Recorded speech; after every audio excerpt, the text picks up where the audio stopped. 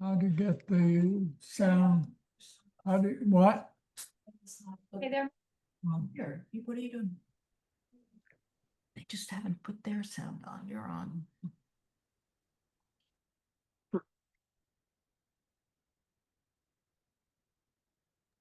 Yeah, no, we're good to go. We're good. Okay. Approval of minutes for the regular meeting, June 26th, 2025. Stephen, I know. Yeah, I have a bunch of things I gotta go over. And- Oh, yeah, no, super easy. Go ahead. So in the first paragraph, Kathleen Clark is not a member yet. Kathleen is not a member yet. So she is just a citizen at this point coming to the meeting. And then in the same sort of section, that the last section, we didn't seat Kim Mahoney for Greg Marlowe. We seated Tim Metzger. Oh, Tim was seated for Marla. For Greg Marlowe, correct. And I didn't then sit there. It comes to the seat. I was So not, confusing. didn't want to go over there.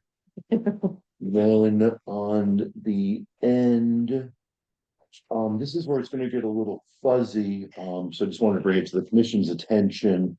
I tried to read over the whole 8A scenario that we did the last meeting where we were trying to accept Bruce's resignation, get Tim in Bruce's seat. Yeah, that was a bit confusing. Yes, so we just need to make sure that we sort of have the seconds and the motions all squared Right. away. So to add 8A to the agenda, it was Ruth. And it was seconded by Vince.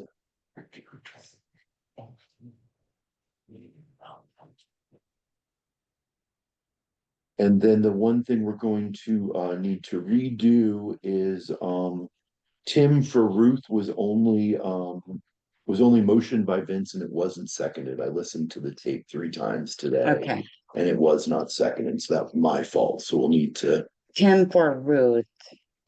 Vince motioned, but it wasn't seconded. Okay. Did it get voted on? It did.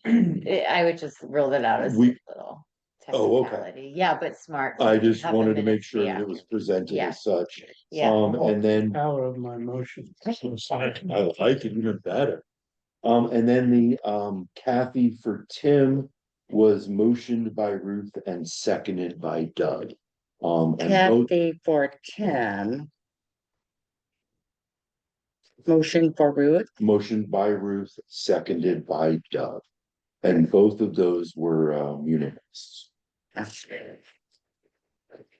And do you have the dates? I do, yes. And so what we need to write down within that is Tim is taking Ruth's term, which ends on November 13th of 27. And Kathy is taking Tim's term, which is to August 11th of 29. I just want to make sure that that was all Okay, so stated, Tim is taking Ruth's term. which ends on November 13th of 27. Put that on my phone. And the second one And was, Kathy is taking Tim's term, which ends on August 11th of 29. got it. That's right.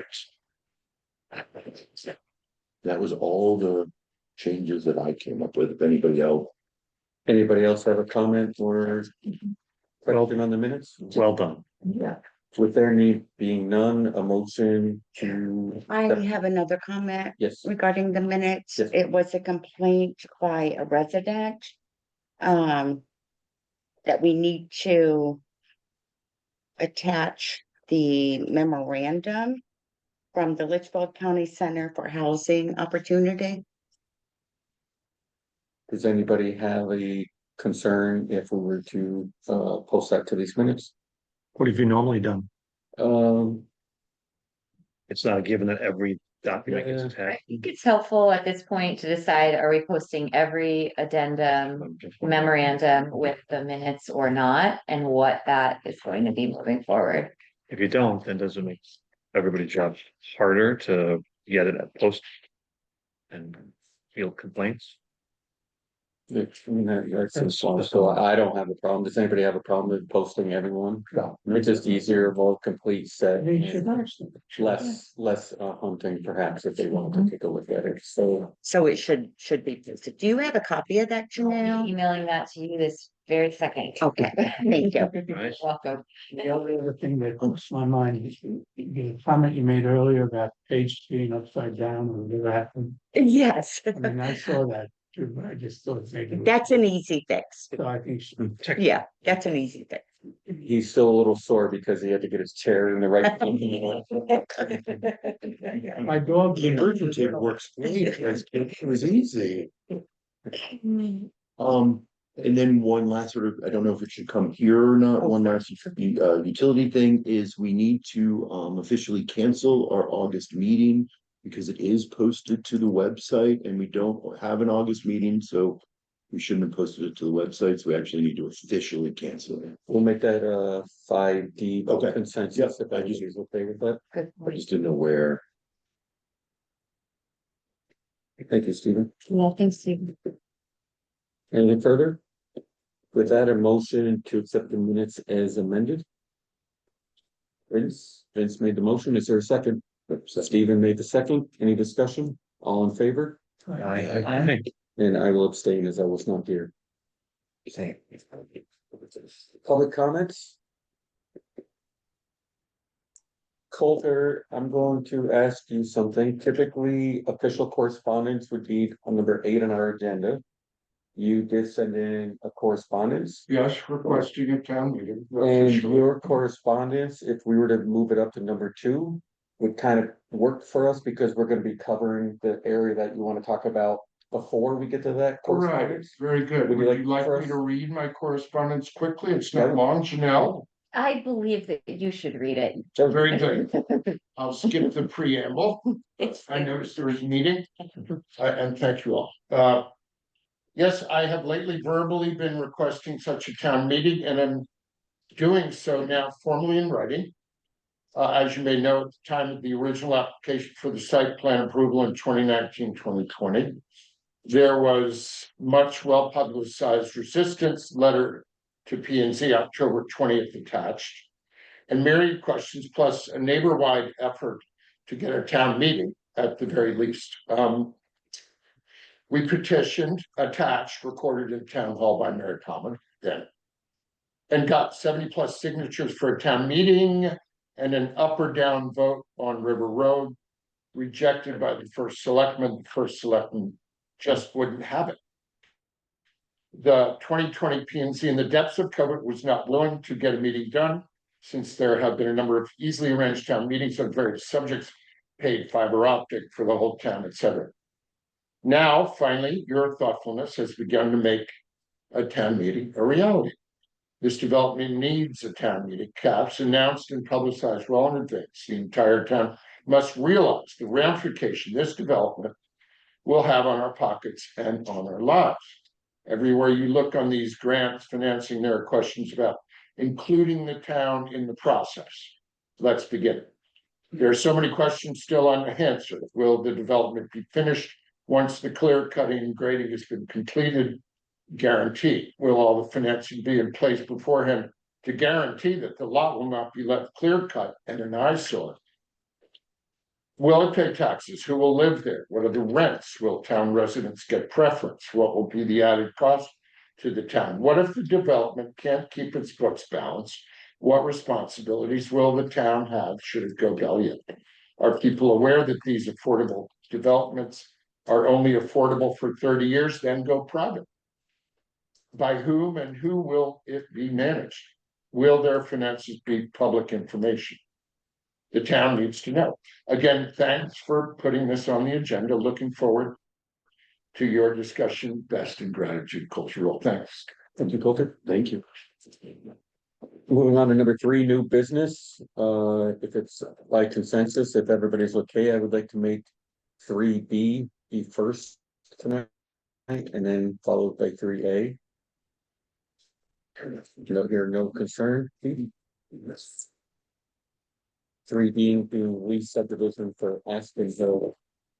Yes, you just put a second copy on the table, or what's the easiest for? Up to the commission. That sounds fine. That this person. Round table. One down here. Sorry. Right.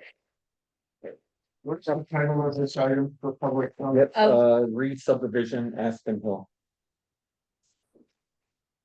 Alright, so some of you may remember back in 2022, I want to say it was, we came before you guys for just to kind of go over this idea. So now we're submitting it as an actual application. So the 4A is this front lot here. And this back whole piece was 11A under the original Aspen Hill subdivision. So the whole back 79, almost 80 acres was 11A.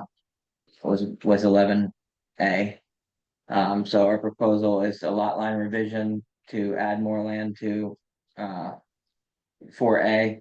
So bringing it from 6 acres to 28 acres for 4A. And then splitting the remainder of lot 11A into 11B and C here as a 26 acre lot and a 31 acre lot. So still very large lots. Shared driveway.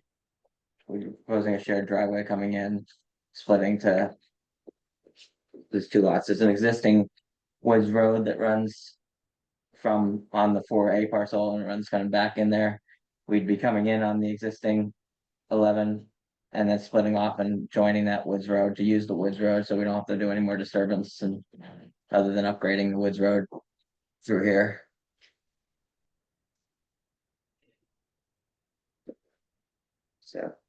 So in summary, we're taking what was originally 2 lots and making lot, 3 one smaller lot, one very large lot. We're making it into 3 larger lots, and so 20 plus acres. I do recall you guys coming in front of us. Yeah. But as far as like this interior lot, Yeah. that meets our standards. I know those. I just don't. Yeah, I'm trying to remember the exact regulation of what, there is a section in your regulations that allows it, I think, under special permit to have or special exception to have an interior lot. Because before this lot existed, we wouldn't have needed to worry about that. Because you have 200 feet of frontage on. Right.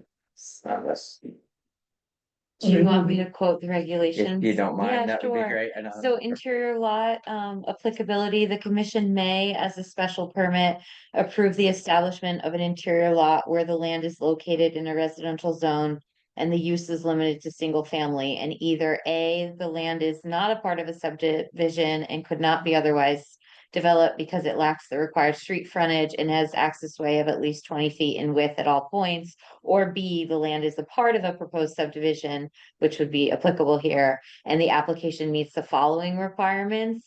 1, not more than 20% of the total number of lots in the subdivision shall be interior lots.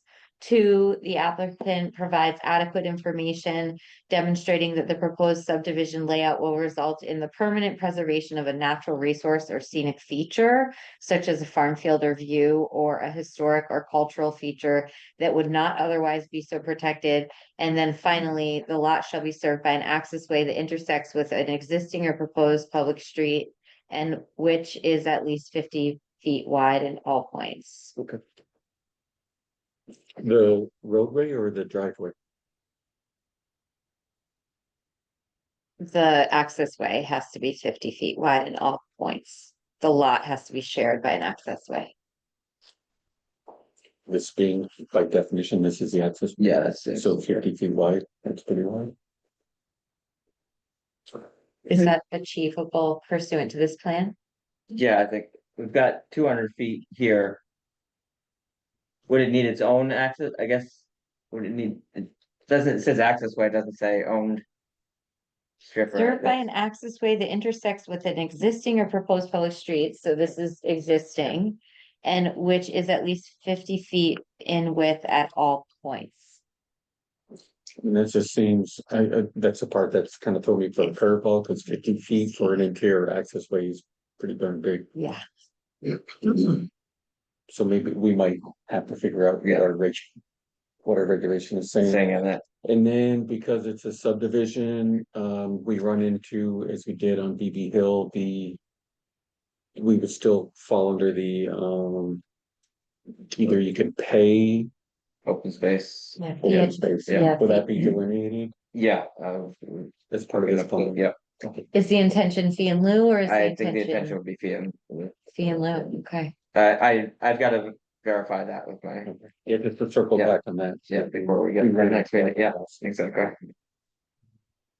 I will double check on that, Any of these lots been spoken for already, or it's just in the development, so. just in these 3 lots are currently empty, yeah, it's some developers that own them currently, and are looking to. So, Maybe this is one of the areas in the town that is being developed. And it's one of our areas in town where we don't have cell service, so forth. And I think it's an important point as this gets, there's a lot more power with that, maybe together done. Yeah, because I think there's a new house built on this lot. I think they're doing another house over there, so there is some development. So subdivision is set, I think, empty for a long time, and now it's starting to see some life again. for sure. Is there any steep slope issues or anything that we have to worry about with There's how some the steep road slopes, goes there's some in? steep slopes up in here, but where we're Nothing on proposing, top. we're under 25% in all the Great. areas that we're proposing. Kind of staying in that lower area, staying off of this Great. steep slopes, because it does kind of get steeper as we get up above. So since we have a few newer commissioners or soon to be, we do have a whole nother set of regulations just for subdivision. That's. Oh, wait, I POC. got the PC, I've got the wrong one. Let's see it on thing. Apparently I grabbed the wrong one out of my folder, but we have a whole nother subset of regulations just for subdivision. And so it'd be worthy to not grab the P O C D. That's funny. Come on, Janelle, it was just a. I was it's just a- looking at it. it's And it was purely not a- even example. It's not even a finalized POC. Even better, but longer. And it Uh, is a re-subdivision, Correct. so. Historically, the interior lots were a part of the existing subdivision. Yeah, because this had 200 feet of frontage, there was technically no interior lots before in the subdivision, so this would not be the 20% thing, this would be the first Right, interior lot. so the re-subdivision is creating that. Right, we're creating that That's one better. interior lot, yeah. Okay. So just for everybody, make sure we're on the same page, this is just a pre-application. So, Actually, Or Is it you're Application submitting, Yeah. but tonight's Set a public discussion. hearing. What's- That's a public hearing. What's nice about our scheduling right now is we don't have an August meeting, as I've alerted the applicant.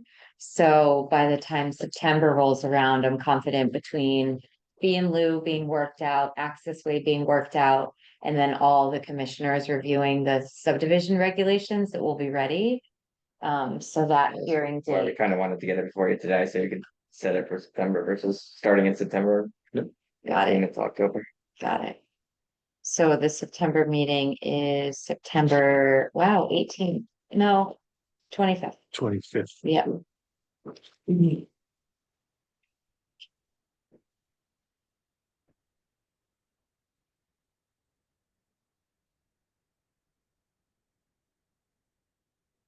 And you would set that at, what time? So we're gonna do a 6 o'clock. Followed by a regular. So 6/11 on 25th.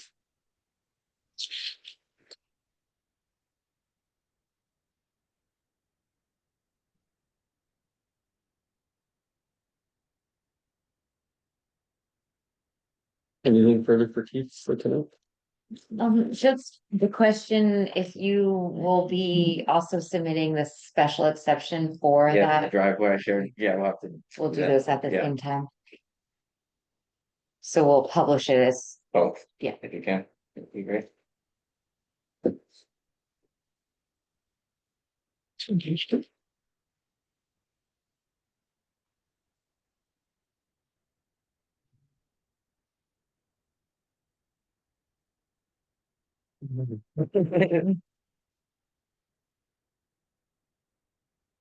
I'm gonna assume that the 50 feet wide, access way is. The two lanes, nodes. You can tell us, Okay. if that's the interpretation of.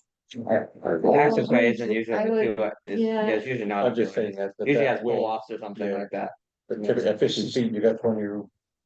This is not 50 feet. I mean, that's Yeah, that's yeah, substantial exactly, for a scale. large driveway. No, a lot of that has to do with the 50-foot strip usually is because you're grading your utilities and all have to fit in that, so. Right, does Yeah. that mean blacktop or No. macadam or crushed stone has to be the 50 feet? Defined term. See, that was my question. The- As a defined term, access way reads the portion of an interior lot that provides access to and from a street, but does not meet the requirements for minimum lot frontage. I look at that in the field as being like a free and clear. Like it So a typically cup, but not necessarily a roadway. not a roadway. Yeah. I wouldn't see. So my a property fif- has I'm an interior lot and I have a 50-foot access way. So I have grass on both sides Right. and then. 12-foot a- driveway or something. Yeah, yeah. In the middle. Ridiculous. Yeah. Right, It's it's good to know. Yeah, it's Yeah. not, it's So- not on the road. Just- Oh, so it's just. the Right. It's just the right of way. Yeah, yeah. It, So So if you it's more of got, a right of way than you an got- access way, the wording. It it's is. kind of, yeah, it is very awkward, yeah. Okay. it's the right of way strip, basically, that goes up there.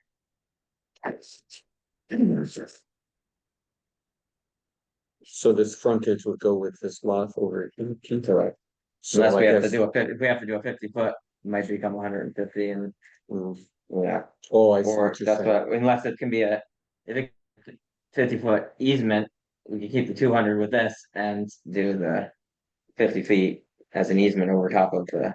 It doesn't, I don't think your regulations say it has to be fee simple or anything like that, so it's just an access way, so it could be a 50-foot easement across this guy's property. And you don't need that land to achieve dimensional. We are, these are well, 80,000 square foot requirement for these, so we're way beyond that, so. It doesn't really matter one way or another, how we chop it up, but. Yeah, it's just a matter of getting it so that. I think the only thing is it creates a second interior lot if you do have to own fee simple out there, because both of them would have less than the required frontage. Versus if we do an easement, we can just.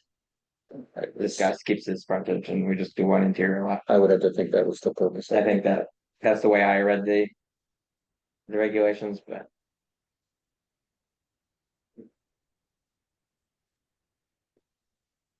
Interesting. What's that? You know, you got everything else that you need for the application? Yeah, I would just notate the access way once Yeah, you get well, the, yeah, once we'll revisit. yeah, maybe we can take a look at the regulations together. Have a meeting. Make sure we get, yeah, let's meet up and we'll just figure it out, Yeah, make sure that, It sounds like we need to interpret. yeah, there's some.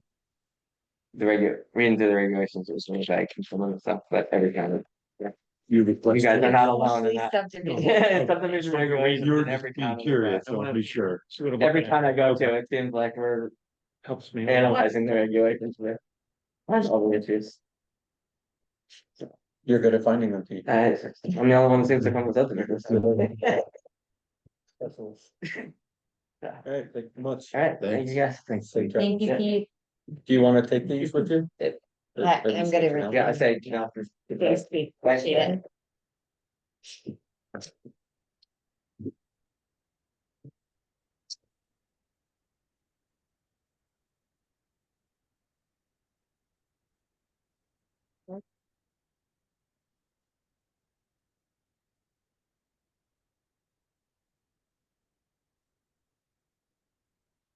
For, we get a replacement award for supplemental payment. I was gonna say, you have more people at the table than you do in the audience. We have one online. Thank you. Next, Nova Farms. Welcome. Welcome. My name is Wallace, my associate Rob. We're here from Nova Farms. Nova Farms is a privately owned cannabis company, and we have an operation in Maine, Massachusetts, Rhode Island, Connecticut, and New Jersey at this point. What started from just one small company in Massachusetts has now grown to that. And we are looking to site a farm in this area of the state. We have a license in Connecticut to have a major cultivation, which allows us to grow up to 250,000 square feet of canopy space. So we're generally looking for agricultural land that's about 10 acres. Will easily house what we need. So we grow, our business model is to grow outdoors. It's sustainable farming. So we plant in the ground, we use the sun. There's no lights at night shining bright, or like we don't really disturb what's already kind of there. And our model usually is to just find old beat down farmhouses that need our help, and we'll come in, revive it, make it look how it used to when it was new, and then just use up the agricultural land for that purpose. So that's what brings us here today, to just kind of see if the town would even entertain that type of idea or that type of business in town. We're actively searching. We don't have any parcel in mind per se. We're just trying to see where we could fit it, essentially. I see you guys all got our deck. Pretty much gives you a rundown of our company. Like it's, our facilities have to be behind a 12-foot fence and with security cameras monitored 24 hours a day. We bring about 20 people as far as staff on site on a day. This is during the growing season. We harvest in November, and then for the rest of the winter, it's dormant pretty much until the next spring. And this is a type of business where no sales or anything like that get done on site. So really, the only people that know we're even there are the people who knew we were going to be there. There's no big advertisement out front saying that that's what's going on there. And no sales happening there. So like the small van, once we harvest, it goes directly into a freezer or into storage. And then a van just picks everything up and takes it to our manufacturing facility, moves it off site. And that's pretty much the gist of the operation. It's like any other agricultural farm growing tomatoes, cucumbers, whatever else, except we're a hot topic cannabis. But in regards to traditional farming, that's exactly what we do. We use a tractor, we use our hands to put the plants into the ground. We just water them, use the sun, chop it down at the end of October, and repeat in the next spring. So thank you guys for your time, and welcome to any questions. Excellent. Mr. Barger, I'll let you go first. If I may, First select. what other town in Connecticut do you have a growth? This is our first select. So we He have, runs the town. we haven't identified, Yeah, so. No, do you have, you had mentioned that you have another hospital, Dispensary in Retail. but in New Britain, So the okay. license that we have in Connecticut allows us to have a grow. And also allows us to have two, equity joint ventures, they call them, so two stores. We Okay, opened our first store in New Britain, in February. We're looking to open our second store in Bridgeport. okay, because they're both under what the SEA is, correct?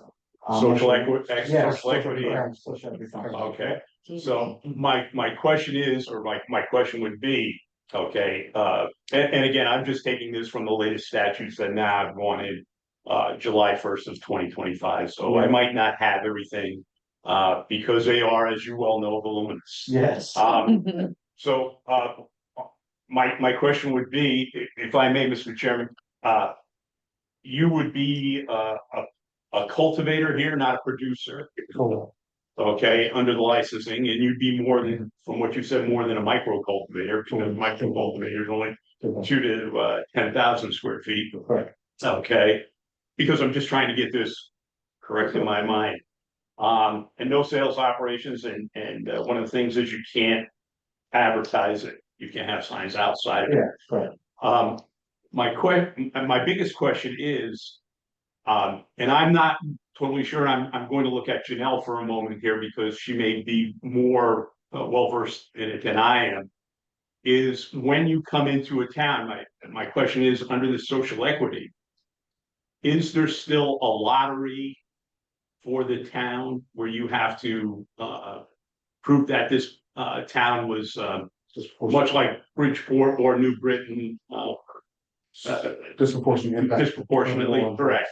No, we don't. Not for cultivation? Not anymore. It used to be that. Correct. But the current law, current statute that was passed, this past legislative session. Okay. Allows us to operate outside of the disproportionate impact areas. Okay. And municipalities that have not been disproportionately impacted by the law. Okay. Is that the, is that the? This is another member of the Board of Selectmen. They're the bosses, sure. Is that the one that you reference in your proposal, the legislative, bill, the number?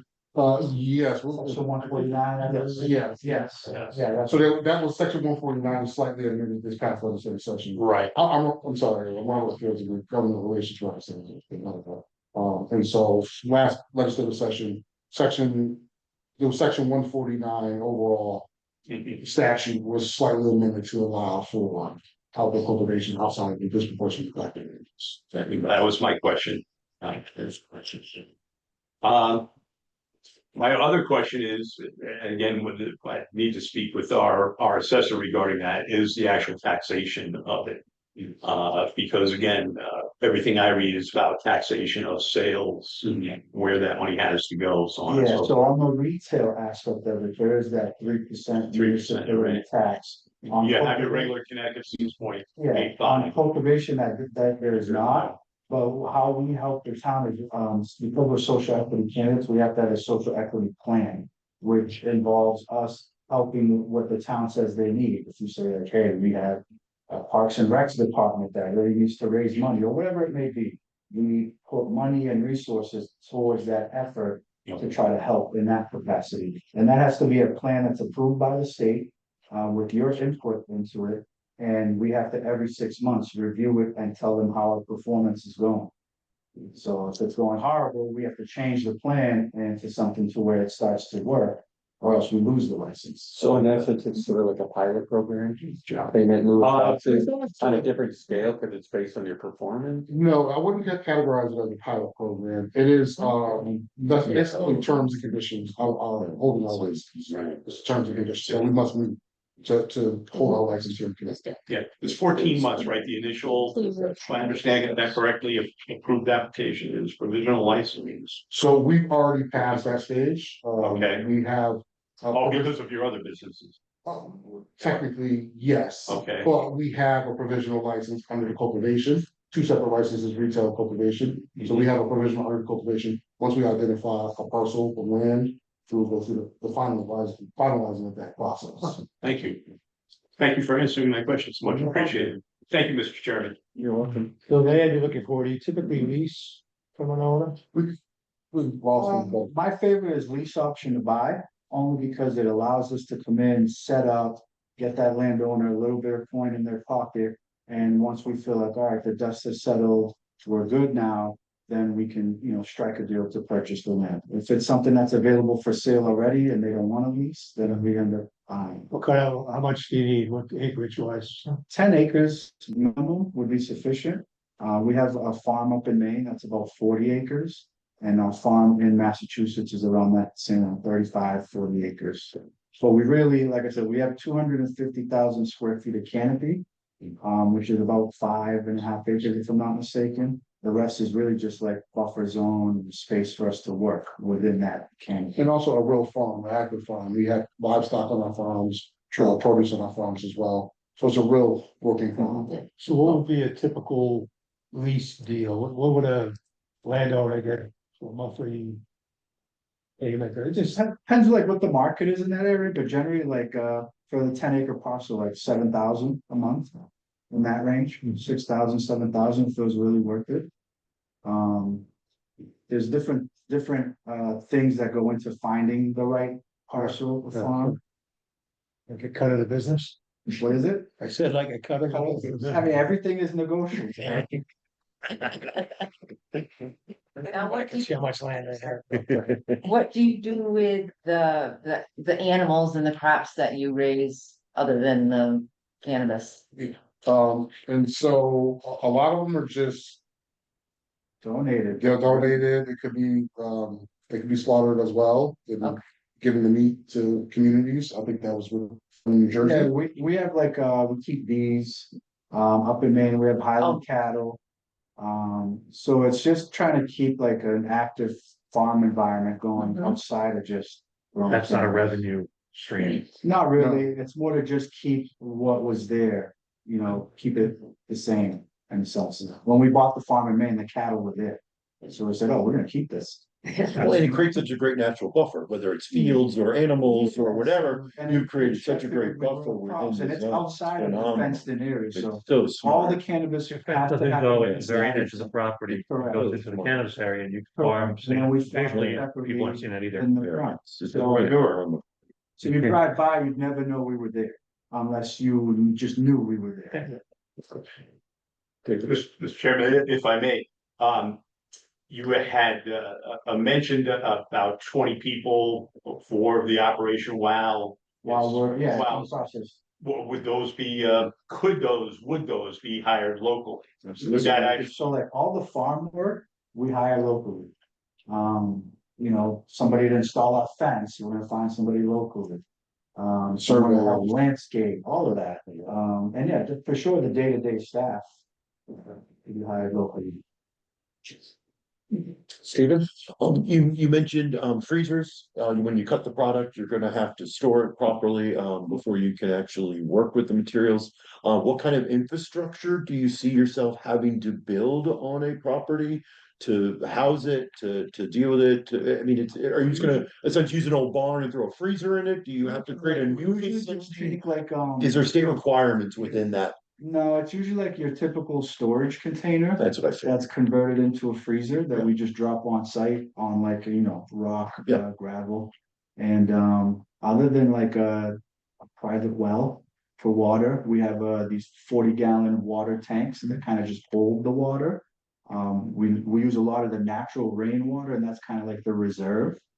Other than that, that's the infrastructure. It's a fence with like 3 or 4 containers. The water tanks and a small shed for all the pumping of the drip lines and the crop. And that's it. In the house, Well, We do. We like to find a farm that has a house on it because we do keep someone on site 24/7. They live in the house and they help keep the farm going. I can think of one that might fit the bill, but it's a lot more than, I think there's 72 acres total, so. That's okay. I was just What saying would you 10 do is with the the other- minimum. What would you do with the other 60? That's tillable agriculture. There's 60 tillable agricultural land. Well, that's a lot of land to use for something else. on a beef. I would have to just think about it, depending what's there now, there's a couple factors that go into it. So currently, and I'm, because we're Small Falls Village, the second smallest town, I think I probably know the property, and right now it's farm from outside sources, people who don't own the land, but they have the right to farm it. Yeah, Is that something that could be part of your business model with excess acreage? for sure. You're saying like lease out the remaining Mhm. part of it? Yeah, Yeah, absolutely. We really just need that You 10 just need acres, the 10 whatever, acres. when we get something and there's a bunch of extra, we'll use it. But we really just need the 10 acres for our business. Sure. I'm concerned with flood, So our farm in Sheffield, Mass, it's right next to the Housatonic. I don't know that the farm has ever flooded since 2017 when we got there. So I'm not sure if I need to be concerned with the flood, but generally the type of land we're looking for is something close to a waterway, because then the soil will probably be a little bit more wet and hold more water. Try to stay away from rock ledge. My general testing thing is I go out there with a stake and I try to bang it 2 feet into the ground. And if I'm hitting rocks before I even get to 2 feet, it's generally not that great. Stay away from cornfields because all the pesticides they use, we don't use any pesticide in our crop. So things like that. That's why we like cow pastures, someone growing something other than corn, flat fields cleared out. That would be ideal. does the assessed value of that land follow? the Generally it same- goes up because we fix the property we're on. Well, if it's agricultural land,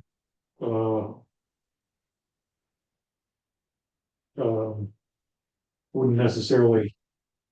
All the land that we have a farm, so we farm quite a bit of land here in town. And all the land that, it's all leased. So I mean, it's already tilled, well, there's not a lot of, work that you would have to do to, whatever you do, your fence and like that. Is it agricultural land? I mean, that's how it's assessed? Yeah, we consider it agricultural. Sometimes a town will, sometimes the town won't, just because it's cannabis, but everything we do would fall into agricultural. If I told you I was growing tomatoes and all this still had to happen, you'd say, yeah, that's agricultural. Right, no, I get that, I understand that, tobacco, Right. the big one, Connecticut Valley is all tobacco. And I guess you'd have to consider that agriculture, I'm not sure about cannabis, because it's relatively new, and. I remember, probably 10 years ago when the whole, cannabis cousin there, the Hemp. hemp went wild. There was a lot of push to get everybody into hemp. And then there was there was a market issue at the end of the first season where they, but okay, I'll think of some more questions. Keep going. Have you had, any other issues with other towns that you've developed other? Not really. I mean, there's usually when we come into a town, there's that immediate like fear or stereotype that, oh my God, the cartel is coming into town. It's the furthest thing from that. And once we've been able to open in these towns, you can ask the neighbors, they're generally happy that we're there. Because whenever we find these properties, it's usually something that was falling apart. And now we've come and brought it back to life, and what we do with the cannabis is usually hidden in the back, so no one even sees it. So like I said, we're kind of out of sight, out of mind. No one really notices us there. So, no, he answered my question about the infrastructure. We're gonna be talking about, we're redefining our definitions for farming and agriculture, and one of our lines is that cannabis is not considered agriculture or an agricultural product here. How does that work for these guys? So we're in conversation about how to amend the regulations. And their presentation is quite timely because it's the perfect opportunity for the commission to decide if they want to take that, strike through it. So that's not a state. It's town to town. We're Town just to town, saying, local control. The Okay. state does have I think it's section 1-QA. It does say, and I believe it still does say, even with the recent updates to legislation, that cannabis production is not agriculture, but that is a local decision. Good. So we don't have to adapt every single state statute definition. So the timing is quite interesting. Yeah. Yeah. Good. Kind of Thank you. perfect. The other towns in the northwest corner that you have meetings with scheduled? No, like I said, we don't have any like particular property in mind yet, so we didn't wanna. Well, I was more saying We whether didn't wanna go towns. town to town stirring up feathers. Got it. North Canaan, because they had that airport right on the border, but that's now under agreement. Yeah, but we're looking at Sharon, Salisbury, Fussy towns. sorry. The fussy towns. No, why? Proximity Fussy towns. Yeah. Would be great. It's helpful, right? Yes, that's why we're looking. Right here. Well, we can't cross the state lines, but it's just because like our expert farmer is right there in Sheffield. Right. And he can just take a 20-minute drive and say, guys, I need you to do this, this, and this So today. Mass sells in And then Mass he's and back. Connecticut brought to sell. Connecticut sells. Oh, interesting. So in your deck, what we're looking to do, and this is wonderful, so thank you. We have in there, Connecticut, we aim to build a lasting presence by partnering with the town. Partnering is a word that's very important to me. I like that. That values economic growth, agricultural preservation, responsible land use.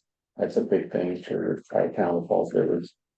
And then you go on with the right municipal collaboration, we're confident that we can establish the model outdoor.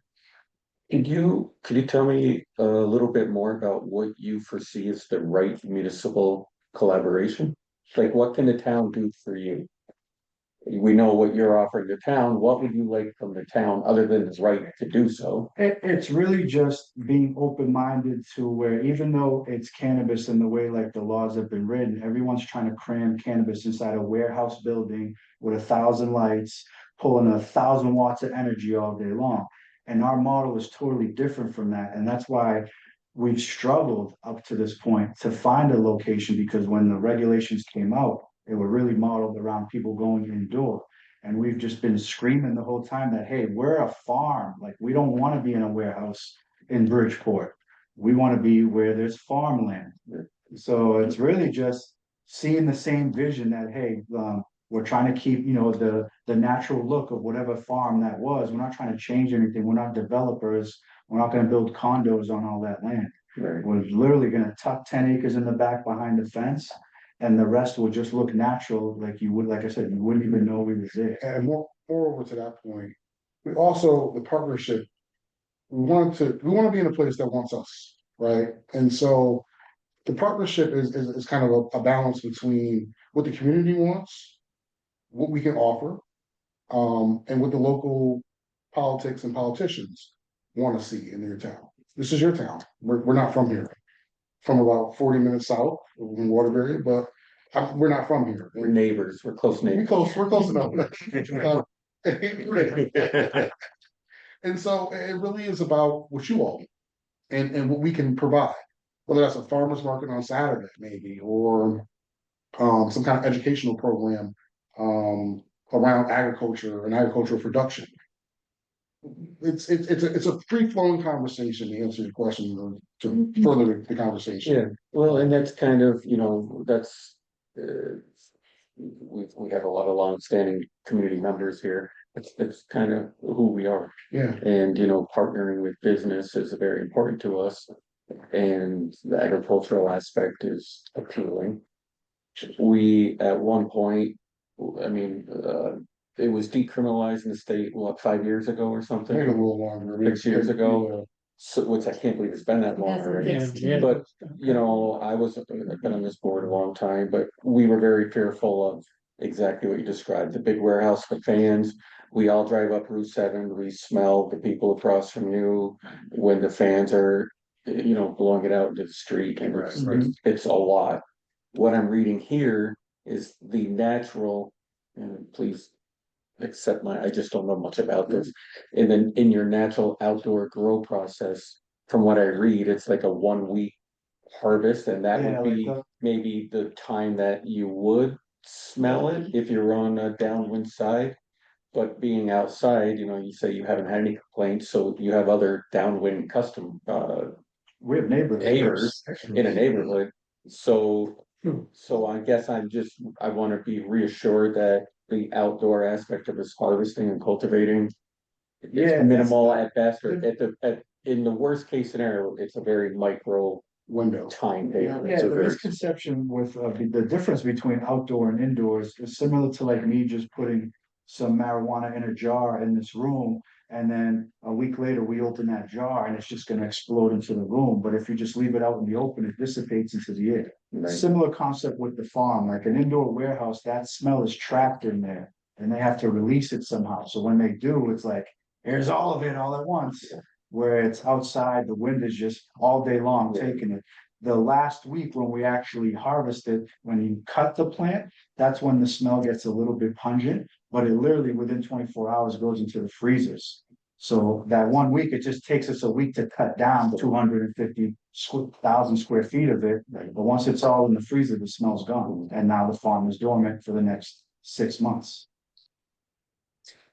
Going on further, thank you. Going on further, 15 seconds. So it is your hand up. No, that's the top corner of my eye. We vow to bring only the best practices to your town. What are some of the best practices examples you could? So like with our farm in Sheffield, like you can just tell when you walk in, it's clean, it's organized, nice neat rows. And it's like a well-oiled farm. Like I said, if it was growing tomatoes, you wouldn't even care and you would just notice that, hey, it's a nice clean farm. Similar to that, like we're not gonna leave a big mess in the town. We're not gonna be burning piles of wood in the back. Things like that. It's a sustainable business. And to that point too, we don't use pesticides, so there's no runoff or potentially to water water. I like that. I'm a beekeeper, so I like to hear no pesticides. We have enough. Students, Kim first.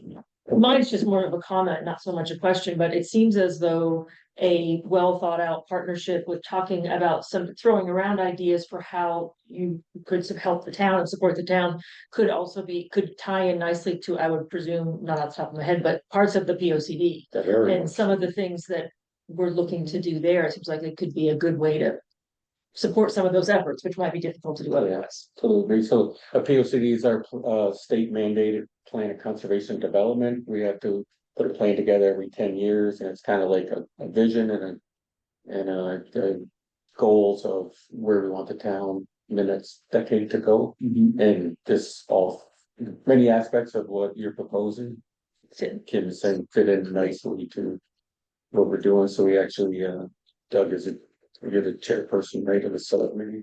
Yeah. So, they've been breaking it down and making it a little easier for everybody. It's not things that we necessarily have to do, but we have chosen as a commission to make it an active body. We put a lot of time, energy, and community input into it. So it just the way this all aligns, it's very. Yeah, and like Rob said, we want to be good community partners, good neighbors. So whatever we can do to help the town, we're gonna want to do. Yes. My question would be, because we're in the middle of this, another one of my questions, I should say. We're in the middle of this discussion. How quickly would you be looking to move ahead, or, you know what I mean? Like not that we're. If you told me I could do it and you had a parcel of land for me today, I would have tractors and the fence going there tomorrow. Okay, yeah. So you would like some input, local input on potential land. Yeah, like, cause it's Why not, hard right? to find it, right? So you guys have a better idea of where you even want this to go. I'm sure there's certain areas where you're like, we don't want this there.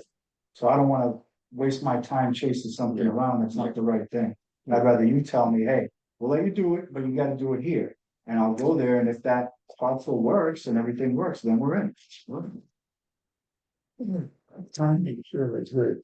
I mean, when we first discussed those issues, what, 4 years ago? I mean, there was absolutely no way.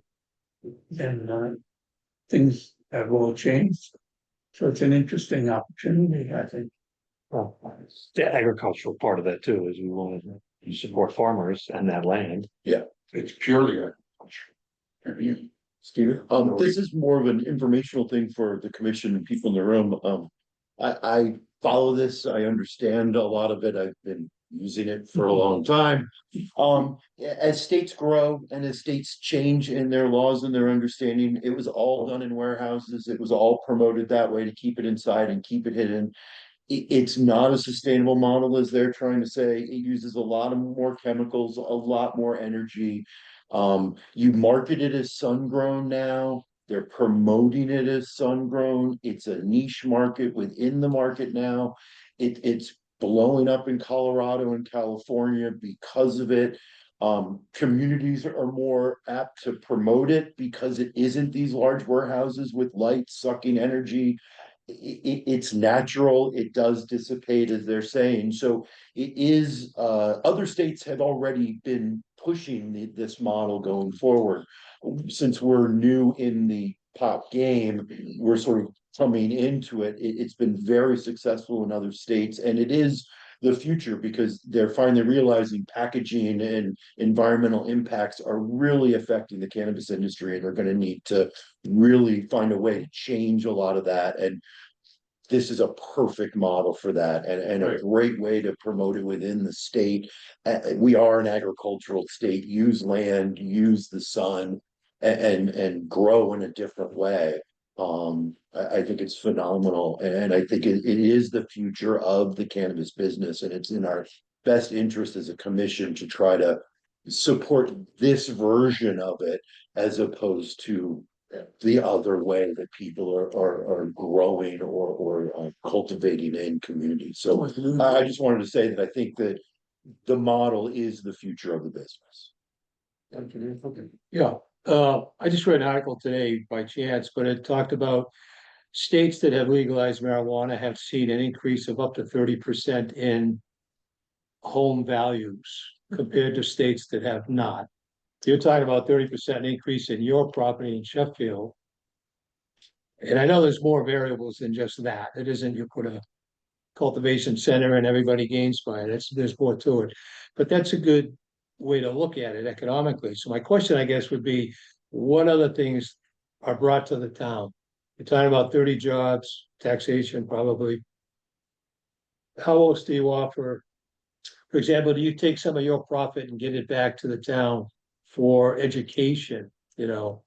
We're open to that discussion. I mean, Mr. First Selectman, I mean, if you had a line item budget that you say, hey, listen, this is causing us a little bit of an issue financially, and maybe we can work something out, that's on the table. I think, you know, it's up to you all to kind of explain to us what you all need. I think statutorily, when they talk about sales, not so much cultivation, they outline several things that they want you to put money into. Again, streetscape improvements and other neighborhood developments in communities where cannabis or hybrid retailers or cultivators are located. Youth employment and training programs in these municipalities. Services for individuals living in these municipalities who were released from DOC custody, probation, or parole. Mental health or addiction services, youth service bureaus, community civic engagement efforts. So I mean, it's very, very broad where, and again, this has to do with sale. All right, where the money goes for sale, but it was trying to give you a thumbnail sketch of What we're hoping to do, what we're doing from the retail side, also be mirrored on the cultivation side, in some way, some capacity, just depends on. And every town's needs are different. That's why we say, like, we're really looking for you to tell us, hey, here's what we need. Yeah. Well, and I want you to be sure you hear us. What do you need? So I buy an old firehouse? We have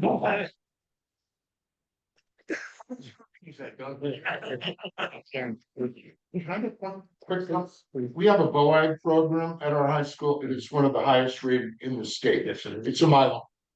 We have 400 kids in the student body. That is a potential interface. Also, this is not retail.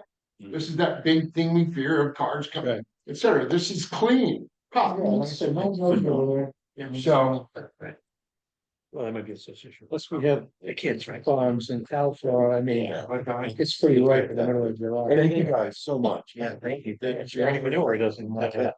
Yeah, so one more question on how. A lot of the land that I'm thinking about, right now is supposed corn, so how long would you allow it to be fallow? Or you consider it? corn, because of the pesticides used in growing it, we try to stay away from the corn field. Basically, Yeah, we try to stay away from so, going so field. you, out of the. If you told me it was a cornfield, I'd keep looking. Yeah. Don't you have to alternate your Rotate crops. rotate crops? No, like we have one harvest per year. It starts to grow in April. And we'll chop it down at the end of October. Grow in the same soil the next, every Yeah, year. yeah, It's not those- a So we don't give it a rest to go the next. Yeah, we Yeah, just it's the have- same, it would be the same space on it. So how do you replenish this, the Yeah, so- nutrients in the soil? Like natural soil amendments. Manure, that's right, cow. Yeah, that's what I was saying, like cow pastures. That, oh, it's been a cow pasture for 40 years. I'm like, gold mine. Bottom way. We call them cow patties, you call them a gold mine. Yeah. Yeah. Great. And so when you, well, that's what you were saying with partnerships, so you would maybe like Chris or someone in our community to help you find opportunity, or you would like us to be proactive to help Like I you? said, first and foremost, you guys even want this in your town, right? And if you do, where in your town do you want it? Okay. And in that area that you want it in, now I can hone in a little bit more and like Google map, where's the open field? And Right. kind of go target the open fields. So Stephen, these gentlemen approached me not in my capacity of being in Falls Village, but just in my capacity as being a planner in the area. And I brought them to this meeting because of our discussion around agriculture. Phenomenal. So because of this receptiveness that the town seems to have, the next step would certainly be to continue the conversation, and I'm happy to be the liaison as I normally am with P and Z matters and keeping in contact with both of them. Phenomenal. Yeah. Thank you. Great. Does that sound good for you guys? Yeah, it's awesome. Thank you. And if And there's I- something further, that's our channel and it's gonna come to the Yeah, town. the other thing is, it's only 10 acres, you're only looking at 10 acres, tillable, so. And I just did a quick Google search from the, University of Colorado and corn, receipts on, yield per acre of corn is about $650, which is pretty close to what we realize. Hay is a bit less. Marijuana is about 1.2 million per acre. Correct. So, Check here, 12 million. your tobacco is about 25,000 per acre. Tomatoes, gardens like that, 23,000. That's all really labor intensive, and I'm sure your product is really labor intensive too. You're talking Yeah, about in that canopy. time period. You have to have a it is canopy labor running, intensive, so yeah. yeah, cover, so. I would be interested to hear a lot more about it, certainly the partnership aspect of it, and if you can get around. The idea that corn ground is absolutely out of the question, if you can work around that. It would be a lot easier, I think, to locate something. A lot of corn. Yeah, we got a lot of. Yeah, no, that's every. That's probably something you've been trying to find a spot for. No, actually, where we are in Sheffield, our neighbor grows corn. I was gonna say So corn you're, was just never grown on our plot of Yeah. land, so that's why it worked. Yeah, It's just tough because the corn, like, it holds it in the soil, I think for like 10, 15 years. I can, And then when we grow it in that soil and it goes to the state testing, we think, I would tend to disagree with that assessment, but whatever, I mean, I don't know anything about your. Product or your, cultivation. The problem is the labs. So the labs test it all and it's, you're talking micrograms. It is crazy. And the whole batch will fail. Yeah. That's the trick of it all. Because it's human consumption, there's all these requirements. That's a huge risk. Yes, it's really hard. And once the whole crop, I mean, it's not like you No. test another couple pounds, it's the No. one and done. And you lose millions that way, so it's not even worth attempt. That's why you stay away from it. Listen, everything is negotiable. So I was thinking of yours. Right, bring some edibles for the next meeting and. Let's go. Well, to the top, it's pretty well represented here. Yes, A whole lot of ham. we're talking about a subdivision, we could find some land up there, They sure, did- there's 70 acres up Yeah. there. For sure. Yeah. Thank you very much. I'm gonna speak on behalf, I'm not hearing anything from commission that is alerting me away from the idea of a collaboration. So, you know, I think with working with our select board, we work very well together. We'll kind of chat and like I said, Janelle can be, but you can reach out to any of us as well, myself as chairman, Dave as first selectman. And, you know, maybe we can kind of, we're not tailoring it to just Nova, but tailoring it to the concept. Right. But on a timetable, I'm hearing the timetable, you're ready to go tomorrow, so, you know, I think by Well, next but to be Wednesday, we honest should be all with you, set. We're at the end of the season already, so the Yeah, growing season for understood. us this year is done. Totally get it. Realistically, we would like to have plants in the ground by next April. Yeah, yes. So that could be like you Yeah. make your final decision in January. Right. The ground thaws out in March, we throw the fence up and we get our crop in the ground. Because we have some work to do as a commission to kind of change some things. that we Tweak our have in farm, place right? and figure it out, but honestly, the timing is incredible because we're right in the middle of We're in the it, middle. so. Perfect. Thank you for your time. Thank you. Thank you, Guys. wonderful. Thank you, guys. Did you wanna get in Chris's truck and go for a ride? I think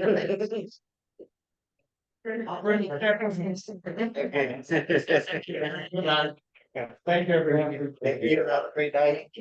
Thank you, appreciate it. Yes, thank you. Thank you for your time. Thanks for bringing us, Janelle. Yeah, you're welcome. That's awesome. Yeah, I figured it was help us with our regs, if anything else. That's a very interesting, I had no idea it was out there. Mill rates like that are all the. They have to change their model. It's And- not sustainable and I- long term. It isn't. The money that it costs to grow the doors, it's hurting the system in the long run. I'm sorry, Stephen, I hate to get in on this conversation, but reading just the power costs It's- alone, the yeah. cost of electricity. To do indoor growing is. Yeah. And now the pricing's coming down. They really are trying to work the numbers better now. And they're trying to find better ways to save Grow money. plants and soil outside. Yeah, it's phenomenal. Yeah. I don't understand the tax part. Or would they just pay the It's longer ag- It would just be probably ag taxes Yeah. here, but with, My understanding is they're not eligible for the 490 funds because it's not recognized federally, so they can't go for any of those sorts of tax exemptions, but it potentially, and every town does it differently, it'd be a question for the assessor, are they assessing it as the agricultural land that typically it is, and that's 1.2 my million assumption. per So 12 million for 10 acres. Just a quick question, Janelle, because I don't know, they own dispensaries, no other grow operation in Connecticut. in Connecticut. Correct. My question is, do we know of, because I don't off the top of my head, any other grow operations in Connecticut? They are in those warehouses. This is very new legislation that they can do the outdoor grow at such a scale. It used to be 10,000 square feet. Yeah, And it- 2,000 to 10,000. And it just didn't make sense. So now, as we're seeing, and to some of Stephen's points, the legislation is starting to understand Catch up. about the horticulture itself. Thanks to lobbyists like Robert that was here this evening that are kind of teaching the state, this is not an equitable social way to go. It's sustainable. So that has been really recent. So to my knowledge, cultivation at that scale outside, I can't think of others. I can think of many warehouses. Simsbury was the first, I Right. believe, and it's all like old medical buildings or those old industrial buildings. They use the old ensign Bickford. Yeah, Yeah. yeah. So moving forward, Janelle, steps that we would need to take, and I'm gonna include Dave and Chris, and I know Judy's gonna be following along in this. What I'm gonna go back to that one line. Immediately, I would just say, since we are looking at our ag regulations, to make sure that we take that line out. So that cannabis is actually included in agriculture. And if we want to be explicit, maybe even to say something along the lines And of like outdoor. outdoor grow is. I actually think we want to say it. I think so too, that's an important part. Very much so language, so If it was an indoor facility they're looking for, I wouldn't. we would not. Yeah. Nobody would be this happy. No. Well, and also then it wouldn't meet that definition. Yeah, it would fit in. I was just thinking this partnership dialogue, they said they're very open to. This is not gonna bring a huge sales tax, any kind of stuff into this town to help with, right? However, that seems to be something that we need to stipulate. Absolutely. And it seems like Either on a monetary amount or what those special things we want are. Very much so. Hold on. I think we're getting ahead of ourselves. You're just gonna have a little discussion, we're gonna come back. I really think we're getting ahead of ourselves. Deals that he talks about being open to, this is true story just today. Working up in North Canaan with some folks from Sheffield who own properties.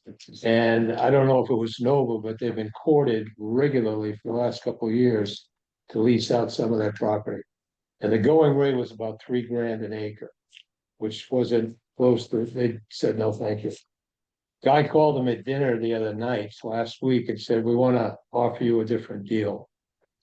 60 grand upfront, 7 grand a month lease, and 2% of the net profit. No. I mean, you stop and do the math on that. It's a 10-acre lot they're talking about. Covers the whole budget. Pay for my kids' education. This is why I think it's really important that we have legal advice on this kind of deal early on, probably. I don't think it's necessary at this point. Yeah. I think that's not for at this them, point. actually, to make sure that they adhere to their licensing requirements. I'm pretty positive they have a great legal team. They're being vetted heavily by the state. I don't think that we need to waste a dime on Really any don't? guidance. Nope, I not think at it's- this point. Yeah, well, and I think it's more, if this, I hear nothing against it from this table, which is, it's our regulation. I'd be wondering what partnerships they've already established with other communities and what Yeah, kinds I of mean, things it's easy enough. Again, it was broad, but- I'm connected with Sheffield pretty closely, so I don't mind doing a little homework with the town government.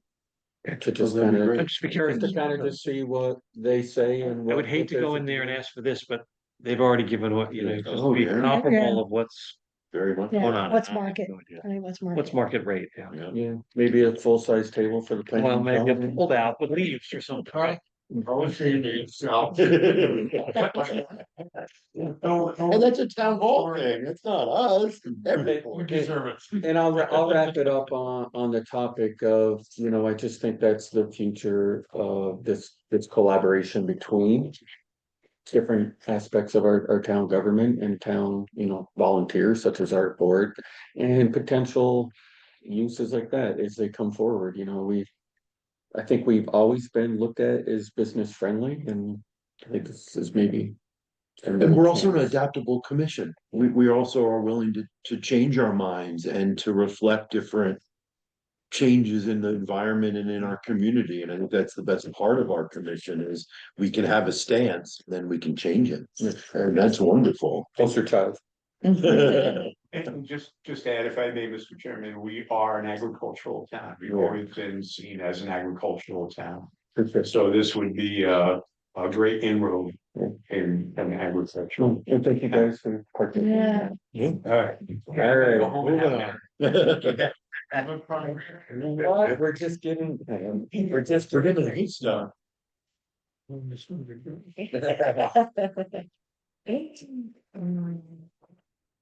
Janelle, I think I may have forgot something, you're just realizing. You got our, I get info letters. Yeah, I have it. Oh, no.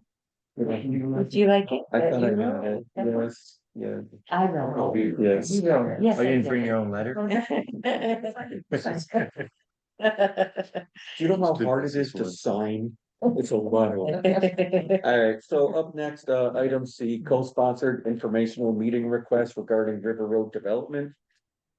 S developments. So, everybody have a copy of this potential letter? This has not been sent out, to be clear. I want the blessing of the commission as a whole. To either change it, send as is. Colton, would you like a copy? Have you seen Curious it? to read it. Yeah, Can I borrow one? We'll give you one. We'll give you a very own. It's convenient. Yeah. No, I. So, really the whole, okay, you needed one, There's little comment. just a question, in the second to last paragraph. That starts with, please respond to this letter by first letting us know.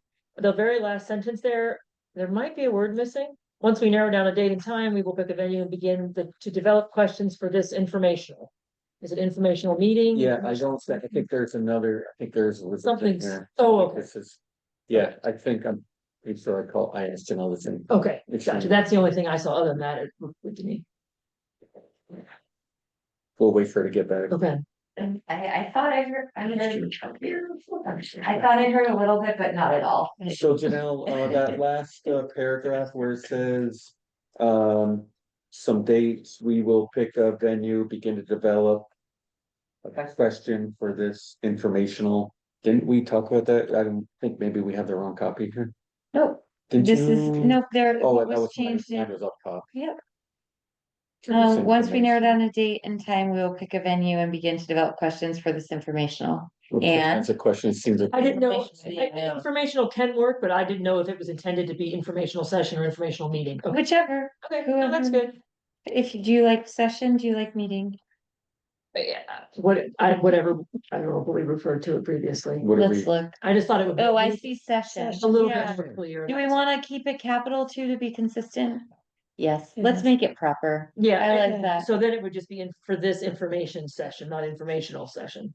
If you're gonna capitalize I it, see. it should Yep. be the same. Beautiful, great Sorry, point. I'm No, I love this. This is why I have other people read things. But other than that, I thought it was, It's a great letter. the message is perfect. so the concept is to, we've heard from the public, we've heard Coulter, we've listened. And if we can, again, going off our theme of collaboration, collaborate with, the housing trust, collaborate with, the owners of the property, Habitat, collaborate with the town, the neighbors, and just kind of be a conduit. Hopefully they will, agree to this. They don't have to, but hopefully they would. But I would like to at least put this pressure on them to help answer some of these questions.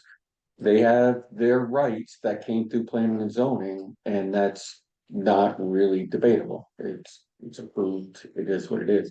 However, I think there's social responsibilities that the planning and zoning could also suggest, and I think it could be I think we have the ability to create a safe environment for everybody. For those with the questions and for those providing answers to the questions. Cause I think, historically, there's a rift there, right? And there's a discomfort. And hopefully we can bridge that and, we're a small community. And if we can be part of the solution to hopefully bridge some of this, Civil discussion. nothing can come, I don't see any downside of it at all. So, no, it's great. All right, so with the one modification, everybody's okay. I'll take a motion actually to send this along to the Housing Trust and the Habitat. I'll make the motion. Steven, is there a second? Second. All right, Welch.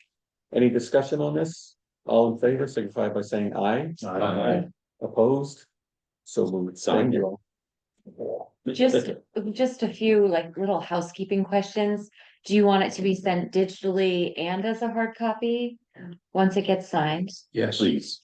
And then, my thinking is just to make sure that it doesn't coincide with when we actually have a regular meeting, but it's a complete, It has to be complete standalone and Special meeting. probably in a large venue. yes, and preferably around later in the week or earlier, like around a weekend in some way, so we can be more Yeah. open to Maybe as many have people Saturday coming. morning or something. In my mind, I have it as like a fall thing after all this Yes. busy, lovely stuff. I'm thinking like October would probably be a wonderful time to do it. Cool. I considered like the Saturday morning or something like that, we had the P O C D meeting and so forth. We've After used, Chris does his Kellogg. harvest. Right. For the Yeah. P O C D, that's plenty of room. Yeah. Cool. And if it's a Yeah, Saturday, thanks, it Steve. should be a close. Just one question, the town people should be provided with small sketches of information. We've heard nothing from Habitat as to what their plans are. Yeah.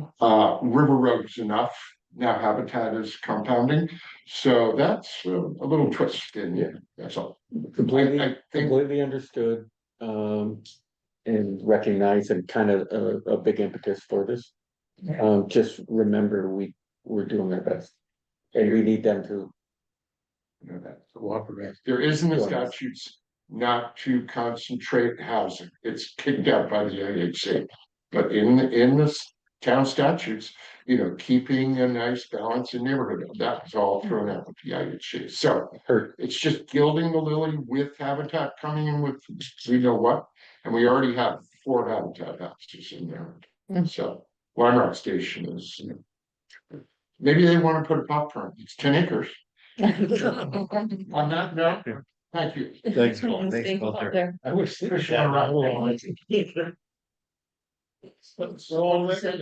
thinking in the middle of it. How's the soil over there? Very sandy and actually weathered. It's great for pop. I haven't grown, but Never been cornered. Down there too. Yeah. thanks, Lee. Vehicle. All right, thank you all. Moving on to item 4, old business, Village Center parking plan is on hold. Chris, nothing from George, I'm assuming at all, but that's kind of You know, the Let's see where that goes. The Yeah. platform could Yeah, pay the for the affordable housing development. I wouldn't Solar suggest committee that. update, so what's gone on is. It's just become evident that. Chris is overwhelmed in his duties, other duties as a select person and. You know, worker and a liver, and he wants all his spare time or something. So, you know, we made a suggestion that we pull back and we'll have somebody else run the committee. And it sort of looks like maybe by everybody who didn't want to do it, that I might be running it. But I haven't set a date, but it's forthcoming in the next week or so. And that's the solar committee. For the solar Right. committee, I do anticipate getting a date for the committee to get back together and. Unlike Chris, you don't want free time or Right, a no. job. We set an agenda for that meeting and 3 days before the meeting, nobody could make it. Yeah, it was tricky. It scared everybody Yeah, out. yeah. Think that the meeting should be in the full sun. Yeah. Tomorrow. Tomorrow. Perfect. My kind of meeting will be. So hopefully, within the next month or so, we'll reconvene and see what we get done this year. Old Firehouse Sale Committee update, so there is some. Good news, so Torrance Area Health has approved. Has signed off on the ability to transfer land to 33 Rural Street, the I'm inn. sorry, when was that last meeting of the committee? Solar Committee? No, the firehouse. Oh, geez. Oh, okay, just curious. Yeah, yeah. this isn't coming directly from the committee meeting. This Got is it. just Got it. internal. Sorry, information. just curious. Yeah. I don't think we had a quorum then. Yeah, okay, no. So. The next meeting, we should The schedule. next meeting we'll have shortly because this is kind of fresh off the press stuff. So Torrance Area Health has given their blessing for the easements, the pedestrian and the vehicular easement to be traded from 35 to 33. So it'd be a modification rather than an easement if it's a swap of land? Well, there's 2 pieces, so maybe I don't have the language quite right. There's a legal easement, defined easement for the vehicle traffic to get to the backside of 35. Yeah. And along between the 33 and 35 of walkway, of pedestrian intended walkways. In exchange, there would be a lot modification because I'll just say, the inn will give land to 35 Road Street, the firehouse, to make that the lot size conforming, so it's a That's it. Fine. 30 some feet behind, so it's a really, I think, a win-win for Right. both properties. Going into the future, and I believe that'll make it what's the word for it? A conforming lot Great, by size, I That's think. But, yeah. so that, right now, the lawyer, the town attorney has drawn up some language to present to the inn's attorney, and we're waiting for the select board to okay how it's drawn up. I think we'll see where that goes. Are there other hurdles other than that monstrous one that we've been looking? I think we're out of hurdles. Right, I think we'll be ready, as long as the deal closes between you, maybe that's a hurdle. Yeah, But if not, at least between the future buyer and the Right. current owner of the other property, at least it's all worked out. okay. because these were kept as two separate things, really, the sale and the In hurdle. the work. So we have two hurdles. But you need but this land modification that makes it a conforming lot. Everybody, once the deal happens, then that property can be reintroduced for bids. Right. And Proposals. what the conforming law does is it allows a little bit more flexibility for plans into the future. That would not happen otherwise. And that new owner would definitely know that there's an easement and they have to get people through. Right. Yes. All this Part of the deal.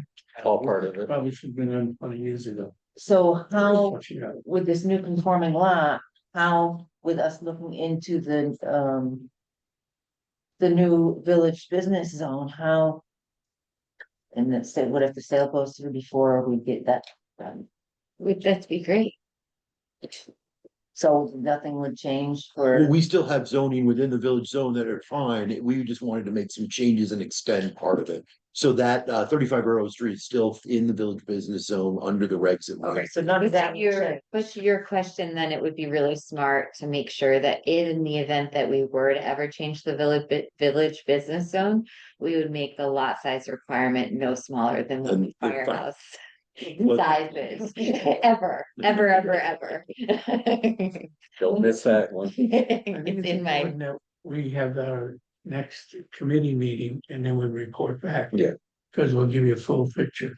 And we should, once we figure out from the Board of Selectmen what they like the language, then we'll schedule a meeting for Right, the. and there are some options on how we might approach it, so let us present that back. Sure. nice.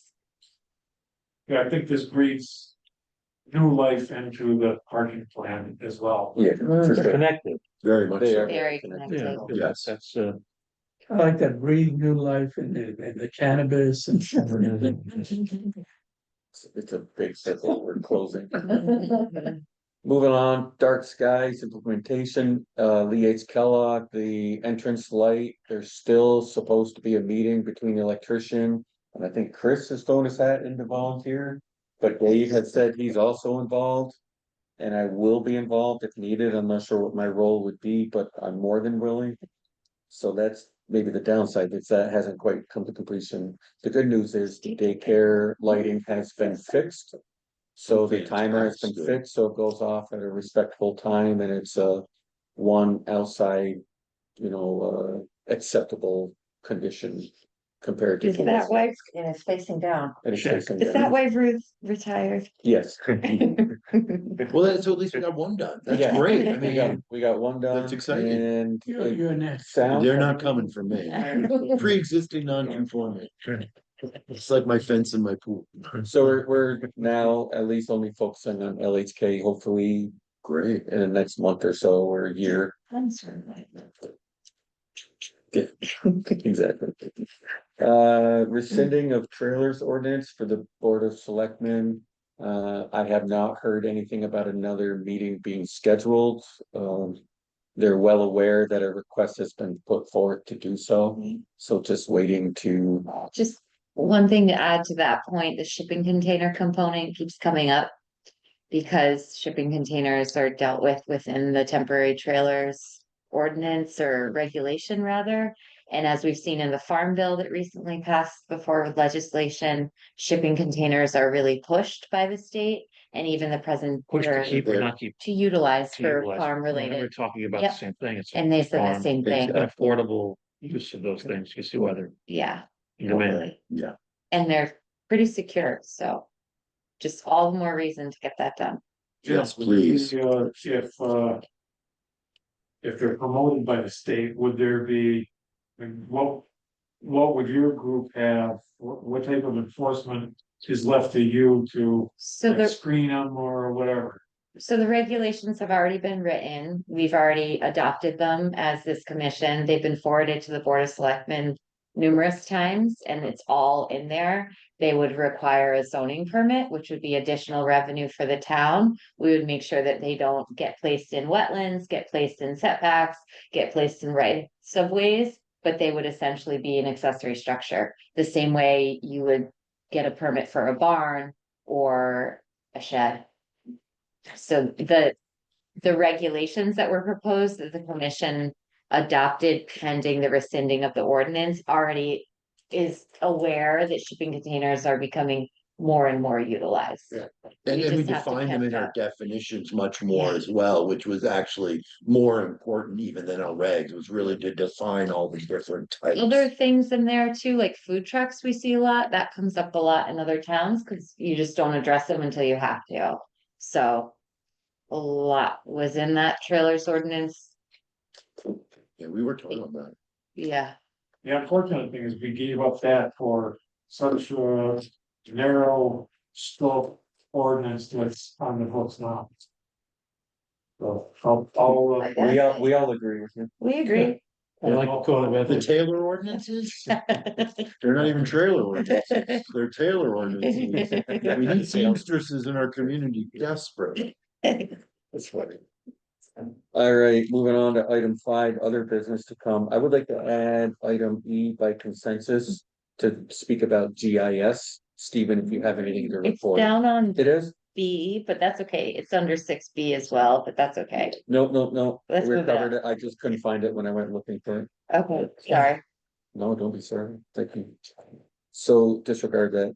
P O C D implementation subcommittee update. Anything? Nothing new at this point unless my colleagues have something to add.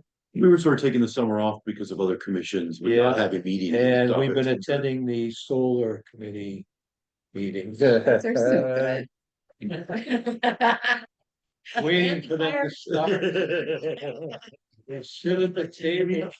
Right here, we're just sitting with. Kidding.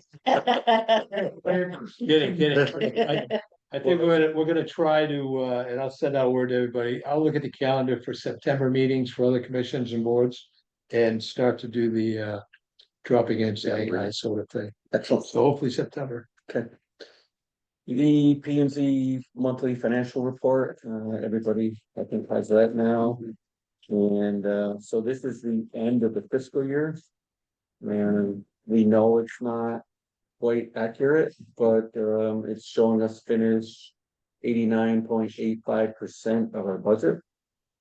With a couple lines slightly overrun, which is there's no concerns.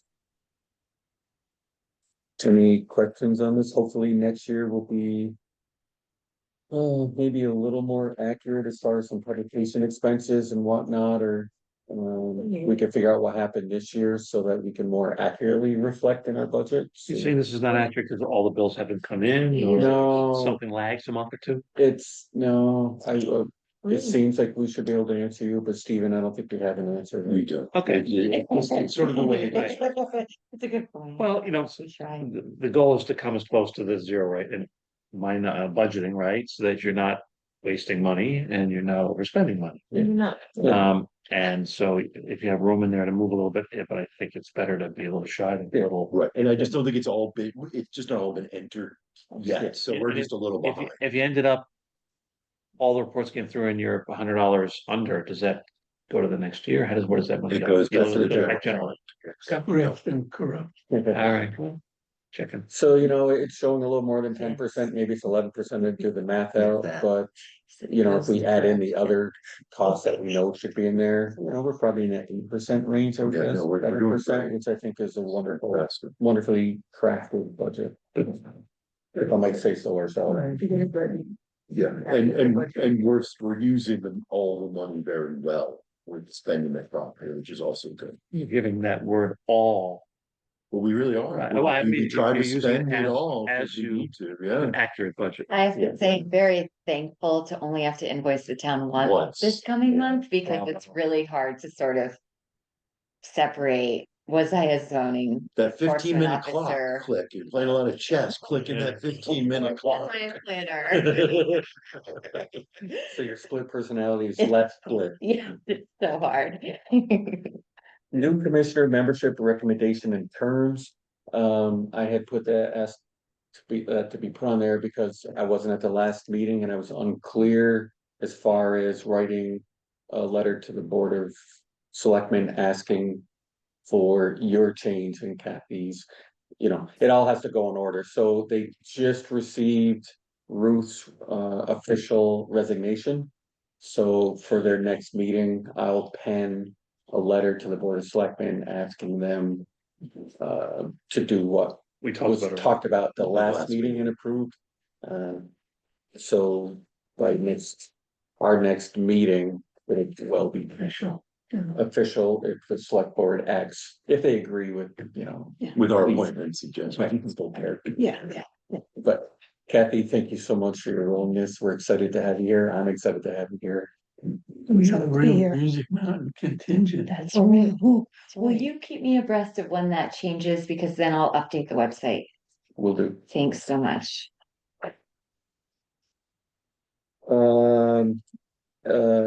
We added item D, cancel the August meeting. I would take a motion to cancel the published August meeting. So Irene, is there a second? Stephen, any discussion on that item? All in favor? Aye. So moved. Thank you. Regulations review, supporting agricultural farms, local farm businesses. Janelle.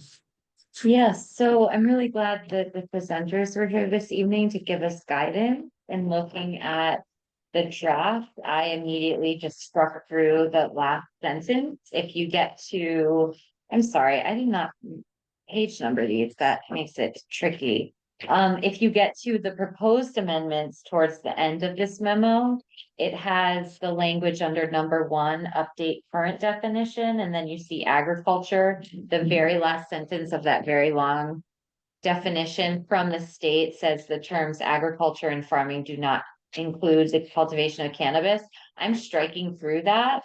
And then up top where we have the language or horticultural commodity, it's actually the second line of that definition. I'm adding including cannabis to make it very clear. And then we get into the rest of the definition, which is all recognized as farming by the state.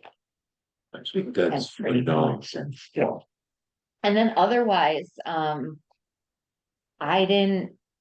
just thinking out loud, the other sections were now having all of the barn and agricultural outbuildings accessory to farming by zoning permit, which is standard for any structure. Farm stands of 400 square feet or less, which is pretty large as a zoning permit. Anything greater as a special permit, which would be accessory to farming use. And then when you get into, so that could even be, if you think of it, I would even look at that as like a farm store. And then including permitted farm structures. We're looking at our barns and our ag buildings, again, as a zoning permit, farm stands. Our last meeting did talk about changing that 400 to 200, and then anything less than 200 just being by right with a farm on site. And then a farm business or a farm store being a special permit, which is more of like trying to think of a good farm store. Like Freud's. Yes, like that would be a special permit. But anything like your farm stand that's just by the side of the road, by right, where it's an active farm, just so it's really encouraged in town. I think I we think want to be that's- encouraging, we don't reduce that number. And we talked about this last time, Yeah. about those two issues that we felt we wanted to change, and I think that we discussed it last round and felt that those two differences were fine. It was more just making sure we were protecting ourselves from larger than 400 square feet. When someone has a farm stand, does that mean they've got to sell things that are made on that farm? Or you have a farm stand and be selling your furniture? Well, we haven't gotten into that but it definitely would not be for furniture, Well, yeah. because it wouldn't be a farm stand. It'd be a furniture stand. Right, what if you sold primarily your own stuff and you supplement it with a few, tchotchkes on the corner, it might. To me, it's still a farm stand. That we don't define, and I do believe in flexibility, so that if it were to raise a complaint Yeah, and it was an issue, then I would bring it back before this commission to talk about, So are they producing this there? I mean, here and there, farm stands are the best when you get there and it's like an unexpected gift of like, And it's, Well, if yeah, someone's leaving baskets there from their stuff they make and it turns into baskets going there and the eggs are going to baskets, there's other things that could be produced there that are made on that farm, or maybe their friend's farm. well, is it a problem? No, I don't think it is. I And think then that's for as far as encouraging this. sustainability, right? Yeah. That's the flexibility. Sustainability, they could bring in, right, a neighboring farm or neighboring craftsman. Well, I'm thinking of To the go old with Dean farm it. stand. She used to bring in peaches from Southern Connecticut. Yeah. I think that's you bring in Yeah. stuff because you don't want just the 6 tomatoes that you harvested that morning, because Yeah. no one's gonna come to your farm stand. I Yeah, used to work in a town that had this really bad provision, and it was like 85% has to be produced on the farm, Yeah, and it's like, just- how It's not. how sustainable. is that even enforceable? Right. Where it's like, Well, if you're it's A not really, beef, a really you know. off-topic side note, but did anybody ever watch Clarkson Farm? mm, Yeah. And the problem they had with the governmental structure, well, it's hysterical. I had in my Completely experience, nothing to do Zoning with council this. was Yeah, tough. yeah. Nothing to do with this whatsoever. Not that I Sounds great. recommend it. sounds great. Okay, so Richard, do you have anything or? Oh, I do have a question to. 12-foot high fence. yeah. That's pretty high. That's an Just exception. cross through, Yeah. yeah. Well, an It's a internal structure. 12-foot You- high fence. You need a permit. Okay. Yeah. It's typical. It was the same thing we Anything did greater with than 7 feet requires a building permit anyway. the farm that Aspen Hill Music Mountain that was there a decade ago. They came in front of us for that deer fence, and they had, Yeah, it's all normal stuff. standard. So on the front page now, Yeah. CGS 11, blah, blah, blah, this definition was recently amended to specify that cannabis production is not agriculture. And this may have actually been even further updated. This is just background, so Okay. this is No, not I saying. understand. I just was compared to what we just heard tonight and what we just did as far as striking sentences. We might just want to strike it so that we're not drawing attention to it. I also want to do the research to see if 11Q has changed. I don't believe so with the recent legislature in their session and everything that I've read, but I could see it coming. Yeah. Yeah, And they did a bunch at the end of July, so they were really at the end of June, so we'd have to look through. we did a lot of Fast and Furious things Yeah. too. at I the end. understand it's really background. I just was curious what, you know. And they never write statutes that's like fun to read. Ever. Sure, moving along, village expenses, zone expansion, GIS mapping, thank you. So where to go though with this? Cause Hold on A or B, the farming? Yeah. yeah, so just this, we've literally been looking at this since April and just been bringing the same draft with minor changes and keep doing this and doing this. So curious if we're going anywhere with it. So this would take a public hearing on our behalf, so. We have one in September, do we want to have 2 in September? I think that it would be pretty quick. Yeah, why can't we? Yeah. Yeah.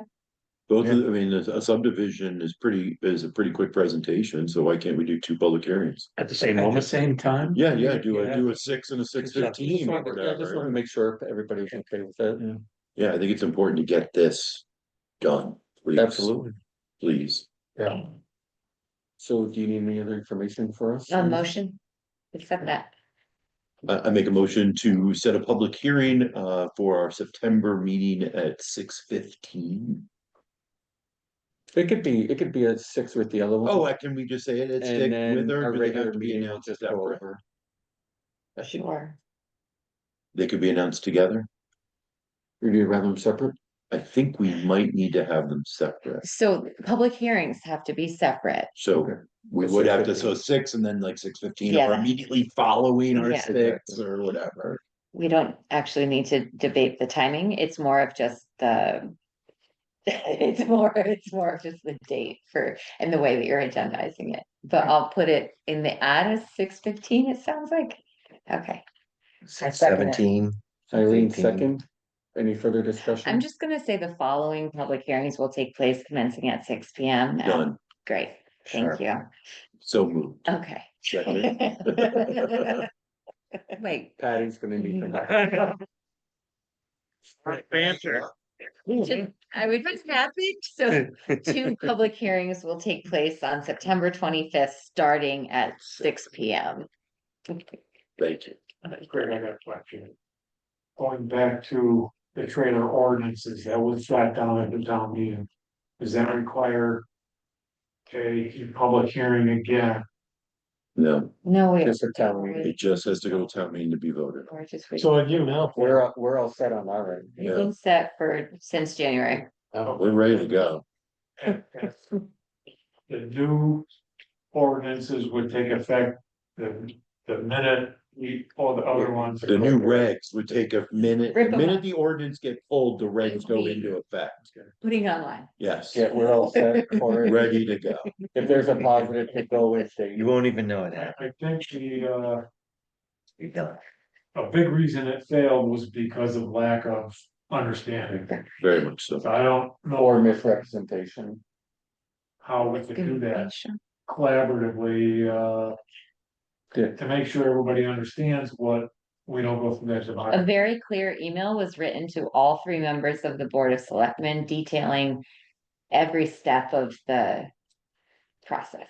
So hopefully that will be enough information for the Board of Selectmen to represent on the P and Z's behalf. Should we ask them? Yes, ma'am. One would hope. Fingers crossed. I heard the message.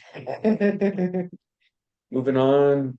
I think it's second. I was waiting to talk Oh, did to, we vote? Did we vote? Patty, No. no, all in favor? No, of that Joshua motion? made the motion, and Eileen seconded. Eileen second. All in favor? Aye. Opposed? So moved. Now going to village business zone expansion GIS mapping. I was waiting for this meeting to figure out how September and October were gonna look before I went to Kayla to say, do you wanna come in September or October? So And in here in October. I would probably push it to October or November now, so I'll go to her. I just wanted to establish a meeting to sort of see where our fall was before I went to her. Yeah, if we could do October, that'd be great. Right, I I will- think it's just kind of important to keep. Yes. And I know you are. I will Just get, to keep the importance and the big thing is to just make sure we have as much information as we can to present to the Board of Finance or the. I guess Well, we I would was- request from the Board of Selectmen, however that works, but the more data, the better. and I was gonna ask someone from the Board of Finance to come to our October meeting when she comes to present. I want more than just our board to For hear. sure. Yeah, and I had asked, actually, I sent it to their chairperson about tonight's meeting with Nova Farms as well. They didn't show, but Okay, I did reach out to them to let them know fantastic. this potential Oh, nice. business. Collaboration. So I'll go to her and see how October looks. That's all. Well, would the town have to go out to bid for such a thing? Most likely, yes. Okay. What's the threshold in Falls Village? $6,000. Oh, it's less. Okay. Yeah. Okay, just curious. For going to bid, is that the question? Yes. With that Yeah. number, So it'd be like a Anything over that, yes. RFP, Yeah, I think so. something like that, we would RFP out and see what can do. And it doesn't mean that you have to accept the lowest bid. It's typically it's worded for the lowest qualified bid and the that allows you to have some flexibility to, if company A offers the same thing, Slightly as company different B, product. but there's some issues with A and they're cheaper. You're not stuck with that, but you have to give them the rate. That's typically how it would happen. Sure. That would all be at the Board of Selectmen level, which would go to the Board of Finance, sending it to town. And that goes with what, a legal notice saying the Exactly. same place? Looking for a proposal. Item C, housing priorities. Do we have anything new, different? Not at this time. I really look at that River Road Homes discussion to get a understanding for that multifamily I conversation. really like what we did with that, because what we're proposing is putting that responsibility to answer the questions on the property owners. Where it should be. Yeah, we get a lot of these questions. We just don't have the answers But to. there's, Well, we there's don't, we're definitely, not required to even know, so Yeah. it's not our purview. That's really the key. That's my. But to allow playing field for everybody. We're still thinking about that. One more time. I just don't want it to go back to what it did at the beginning, where everything was done is wrong. Yeah. That's not where we're at. Well, and it may venture down there, but that's the great part about running the meeting is we can cut that off and yes. Yeah, CEO report. we won't have to live in the past. Right. We'll see how that goes. It's relatively brief. And I hope everyone does have a copy. Mine is exciting. So permits issued tend to be 1 to 2 big inquiries coming up with just some follow-up things with Main Street opening 107. River Road, a lot of inquiries around FOI requests of minutes and other questions. And then Nova Farms very serendipitously reached out and I point them in the direction of Falls Village. The housing bill that was potentially going to be a big discussion and a lot on the town was vetoed by the mayor, so I'm sorry, the governor. Thank you for that, by the governor. Had me for a second, I'm like. But yeah, but a few interesting ones, the Connecticut Farm Bill did get approved and there's a lot of financial incentives in there. So just 25-141, it's a new bill that's interesting and important. And then otherwise, training opportunities, the land use Yukon Clear, and then also the APA and the Connecticut Bar, they wind down in the summertime, but there's ongoing training available. If anyone's looking for anything in particular, there's a very long list and there are some very specific trainings. I will keep you all posted when they come back online in the fall. But that Signed up those Yukon. October, starts in October. amazing. And just report that because I do keep the tallies. Everyone's really great on like being way above and beyond with the training. And then that concludes my report. Connecticut Farm Bill gets approved, Public Act, I have not read it. Will that have any effect on any of the language that you're proposing? No, it's more so just like grant funding becoming available, some educational aspects becoming pushed, and other incentives for farmers, less so anything that we need to be aware of with like zoning and legal, but that's a great question. If grants are in that, are we in the positions to try to motivate people to go for the grants or partner or whatever, or is that really not our purview? I mean, I like to wear that planning hat and definitely be a resource for the town wherever possible. Some towns actually have ag commissions or ag committees. Some towns conservation commissions will then help farmers connect with grants. It all depends on the setup there. One suggestion that I always have is that the clerk and or the assessor is well versed in understanding the Public Act 490 with tax exemption, because that's sort of like very common and very helpful. And that they're able to relay that in the event that there is a sale. So how do we tell the clerk to read it, or do you give them an orientation or? I mean, as the P and Z, we could certainly recommend that we are making a lot of pushes towards looking at our agricultural regulations, making sure that we continuously promote working farms in town, and maybe just a reminder for any acquisition It's of giving larger them a- parcels. Or even just giving them 5 talking points. Yeah, Or there's, a grant group in town Oh. that, could be interested in. that's a great point, yeah. And I was trying to read through some of the farm bill. There was a lot in there. There's A lot of the grants really are farmer based as opposed to community based from what I was, Yeah. because I was really trying to scan that part of it as best I could. The grant group would be a perfect liaison, because as I've seen, working farmers don't have the time No. or the will to read through all of the arduous grants. So if there is the grant group that's motivated to really connect working people with these sorts of grants, it'd be incredible. Yeah. And there are a lot of funds there. Talk to them and see what they have to say. Cool. Public comment? I do have official correspondence that I saved. We let Coker go earlier. But Ruth Scovering's official letter, I'd just like to read it in.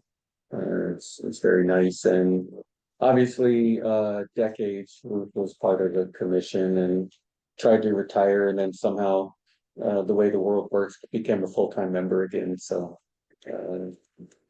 I can't say enough good things about Ruth. She really contributed a lot. Yeah, she was here when I started many years ago myself, and I learned a lot from her and Fred and those that came before us. So.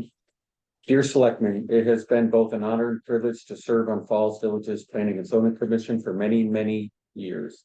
Although my current term ends on November 13th, 2027, I think it is appropriate for me to resign now in order to add new, highly qualified members to the commission. Before offering my resignation, I spent several months searching for residents who I think will add to the strength and wisdom of the P&Z. I sought recommendations for the P&Z positions, full member and alternate, from a wide swath of people in town. Then I met with the suggested prospects.